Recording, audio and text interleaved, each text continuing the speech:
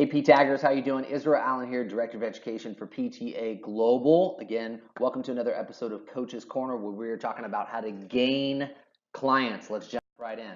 Okay, so remember our kind of three buckets here are from the gym, from your clients via like referrals, and then from your community.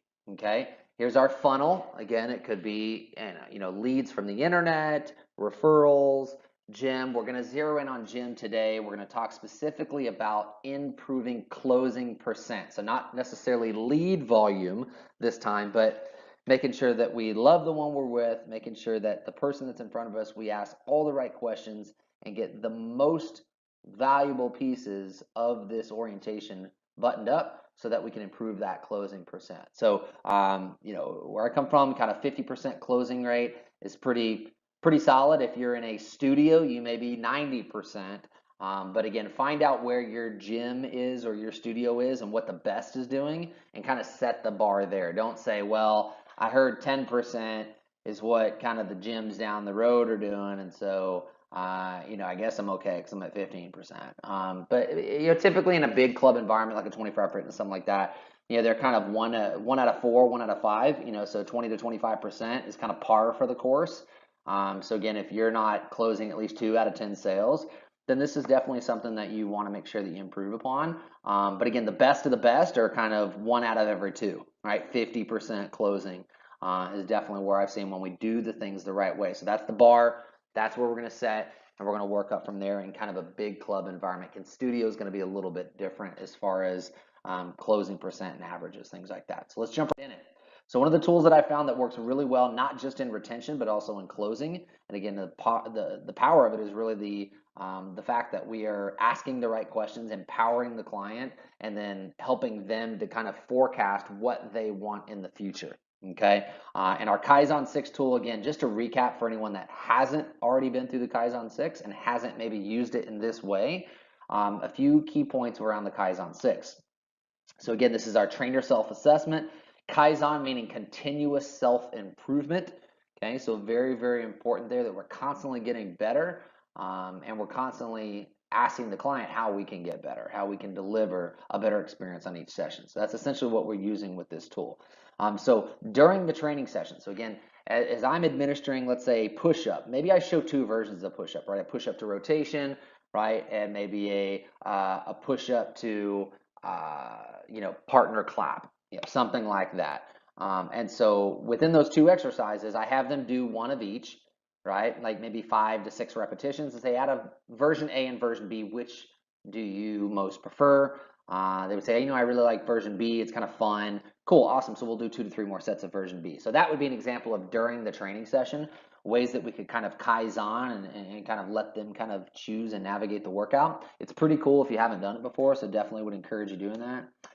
The other piece is after the training session. So after we're done with the orientation, after we're done with the workout, to be able to again sit down, pause for the cause, and be able to ask at least a handful of these questions to be able to get that feedback, and then more importantly, apply that feedback to the next workout. That's the key there. You can't just ask feedback and then do nothing with it because it actually breaks trust as opposed to fosters trust. The first 3 to 5 sessions, so anyone that's on the call that you may be selling 3 or 5 session packages, this is absolutely going to help your first time re-sign percent. So the ability for that person to go from 3 sessions to 33 sessions, right, with you, ask feedback, integrate that feedback, and they will then start to believe, right, in you that you're actually going to do the things that they're asking for. And so, if there was any doubt in their mind that, I don't know what these workouts are going to look like. I don't know if they're going to get too hard for me and maybe I need to think about it or whatever. This really helps to build more trust. And the faster you can do that, the better you're going to be at closing. Time to renew. Obviously, if for an existing client, Kaizen 6 is a no-brainer for that. And then improving closing percent, which is what we're going to jump into.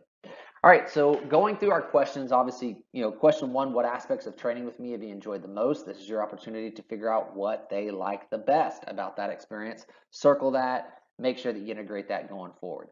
What was different about this workout than others that you've done in the past? This is your opportunity to essentially flex your proverbial muscles as far as what you did dramatically different than what they've done on their own. And this really helps to eliminate the try it on my own objection that you may get. All right, well, hey, I know that you mentioned that this felt different, this was more motivating, this definitely helped you to work harder than you've ever worked before. Maybe help me understand, if we were able to apply those things over the course of the next 20 or 30 sessions, gosh, can you only imagine what your body transformation will look like? If you don't have those things, how are you going to find that motivation? What are you going to do? So just being able to walk that conversation with them if that objection comes up, this is a great one to be able to use if that happens. So is there anything in particular you're hoping for that maybe I would do that maybe I have not yet done for you? And again, this is just a find out what maybe got left behind. So if they were kind of thinking, I really hope that we're going to do more core and glutes today, but you didn't get a chance to do that because maybe your program design went a different direction, then this is an opportunity to really get that feedback so you can immediately go and apply what they want in the next session. Okay. What can I do to make your experience even better? Again, sometimes this can just reaffirm question number 3, but sometimes things will come out different. And they say, you know what, actually, as I think about it, I really want more arms as well. Oh, okay, great. So any aspect, as far as the arms, is it more the front of the arms, the back of the arms? Again, don't use fancy terminology, use their terminology, right? So meet them where they need to be met. Number 5, on a scale of 1 to 10, where are you in terms of satisfaction with my training services? So again, we need to be able to ascertain, okay, where do they see us? If we're really a 10 of 10, folks, then we should be closing every single time, right? So if they're just telling us we're a 10 because they don't want to hurt our feelings, we need to be able to uncover that, okay? So sometimes framing up the question of, hey, I know there's always things that we can improve upon as we work together. I need to know what those things are. And so if you're okay with it, I really want you to be 100% honest and transparent with me. Again, on a scale of 1 to 10, where can I improve to get this to a 9 to 10 if I'm an 8? Something like that would really be important because then they're not going to tell you what you want to hear. They're going to tell you what you need to hear. Okay. The last question is really kind of a key question for us in closing percent. What goal or desired outcome is most important for you to achieve in the next 30 days? This is basically them saying, hey, if we work together, this is what I want to focus on. And so that's something to really drill down on.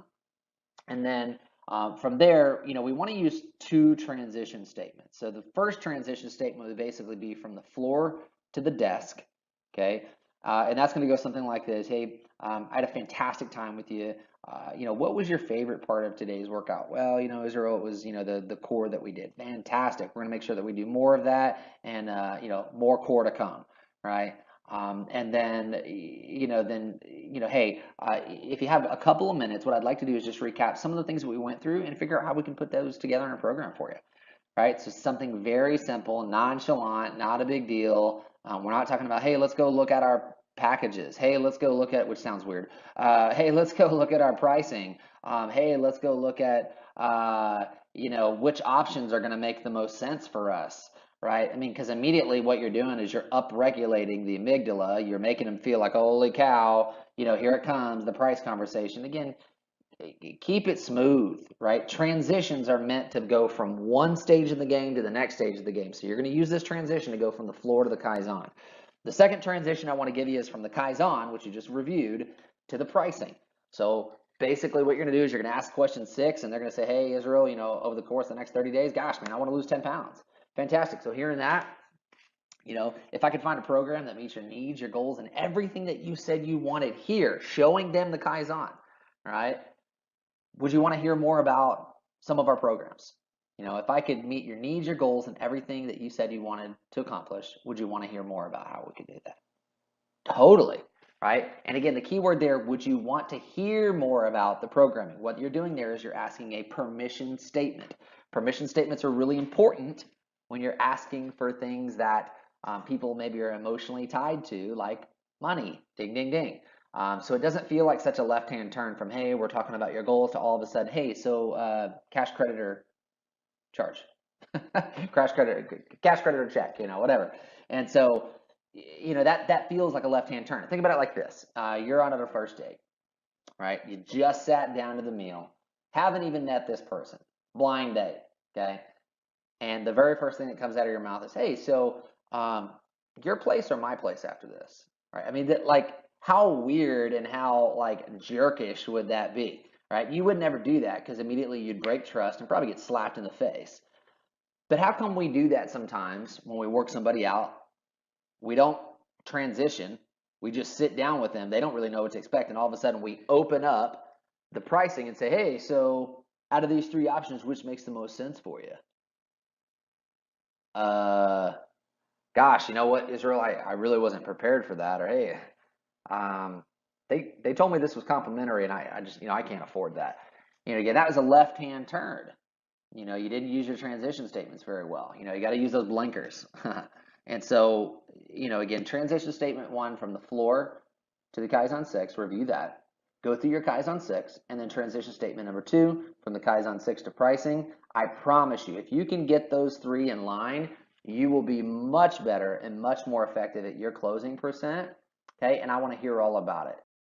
Ping me, email me, let me know how things are going on the closing front. I guarantee you, you guys are going to be top performers in no time if you can go in, apply, practice, and repeat.